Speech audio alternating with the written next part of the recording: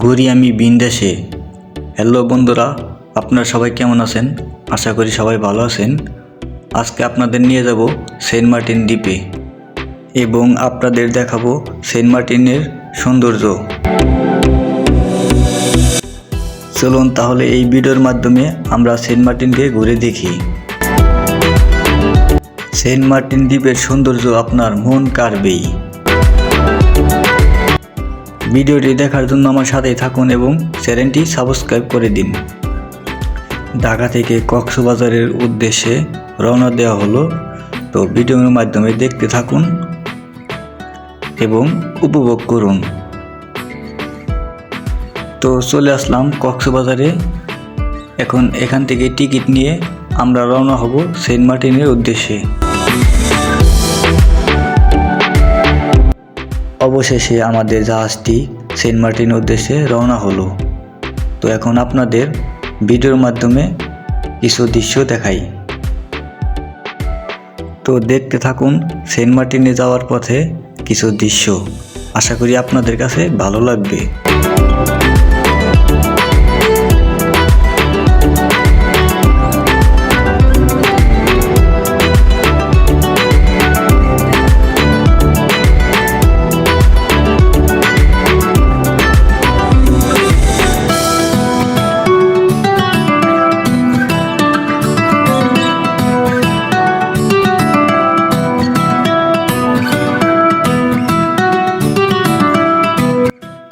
অবশেষে চলে এসেছি সেন্ট মার্টিন। তো এখন সরাসরি হোটেলে চলে যাব।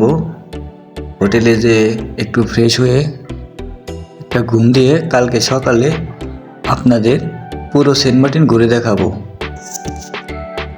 চলে আসলাম বন্ধুরা, এখন আপনাদের পুরো সেন্ট মার্টিন ঘুরে দেখাবো এবং ভিডিওটি দেখার জন্য আমার সাথেই থাকুন। সেন্ট মার্টিন দ্বীপ বাংলাদেশের সর্বদক্ষিণে কক্সবাজার জেলার টেকনাফ থেকে প্রায় 9 কিলোমিটার দক্ষিণে বঙ্গোপসাগরে অবস্থিত। একে প্রবাল দ্বীপ বলা হয় এবং স্থানীয়ভাবে নারিকেল জিঞ্জিরা নামেও পরিচিত। সেন্ট মার্টিনে যাওয়ার একমাত্র উপায় হলো জাহাজ। জাহাজে যেতে সময় লাগবে 7 থেকে 8 ঘন্টা। এছাড়াও দ্রুত যেতে চাইলে আপনাকে স্পিডবোটে যেতে হবে।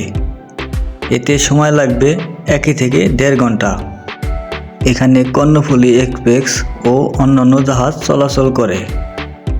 আর স্পিডবোটে যেতে চাইলে আপনাকে ভাড়া গুনতে হবে জনপ্রতি 2 থেকে 3,000 টাকা ও জাহাজের ইকোনমি ক্লাসের ভাড়া প্রায় 3,500 টাকা।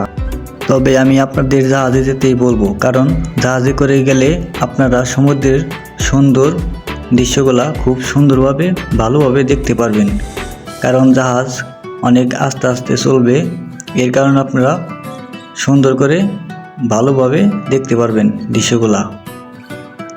তবে আপনাদের সেন্ট মার্টিনে যাইতে হলে টিকিট আগে থেকেই কেটে রেখে দিতে হবে, কারণ আপনাদের ভোগান্তিতে পড়তে হবে না। আপনাদের সুবিধার্থের ক্ষেত্রে ভ্রমণ গাইড এর মতন ওয়েবসাইট থেকে আপনারা আগে থেকেই টিকিট কেটে রাখতে পারেন, এতে আপনাদের সুবিধা হবে। সেন্ট মার্টিনে এসে আপনারা পুরো দিনের জন্য একটি সাইকেল ভাড়া নিতে পারবেন 50 টাকা করে এবং মোটর সাইকেল ভাড়া নিতে পারবেন জনপ্রতি 1000 করে। এতে করে পুরো সেন্ট মার্টিন আপনারা ঘুরে দেখতে পারবেন খুব সুন্দরভাবে।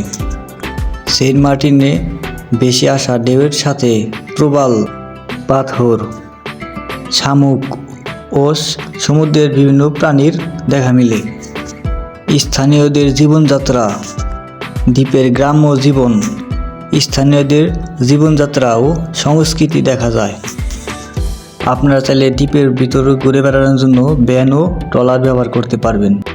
সেন্ট মার্টিন থেকে সূর্য ডুবতে দেখার জন্য চমৎকার একটি জায়গা, এই যেন অপরূপ এক সৌন্দর্য। সেন্ট মার্টিনে প্রবাল প্রাচীরের জন্য বিখ্যাত। এখানে আসলে আপনি প্রবাল প্রাচীরের সামনে দাঁড়িয়ে ছবি তুলতে পারবেন। সেন্ট মার্টিনের আয়তন প্রায় 8 বর্গ কিলোমিটার। কক্সবাজার থেকে 9 কিলোমিটার দূরে বঙ্গোপসাগরের তীরে অবস্থিত। সেন্ট মার্টিনের জনসংখ্যা প্রায় 8,000। এখানকার মানুষ সবাই মাছ ধরার কাজ করে থাকে এবং কৃষিকাজ ও নারকেল থেকে উপার্জন করে।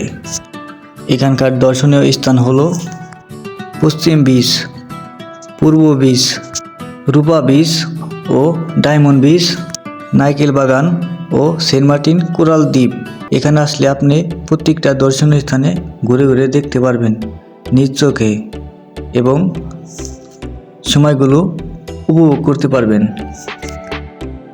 চলুন এখন ভিডিওর মাধ্যমে পুরো সেন্ট মার্টিন একটু ঘুরে দেখি এবং আপনারা এনজয় করতে থাকেন।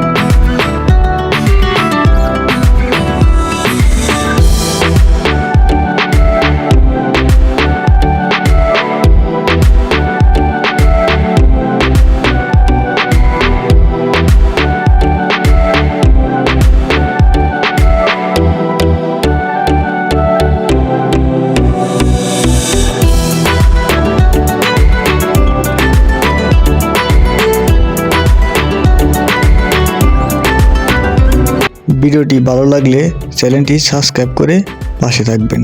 ধন্যবাদ।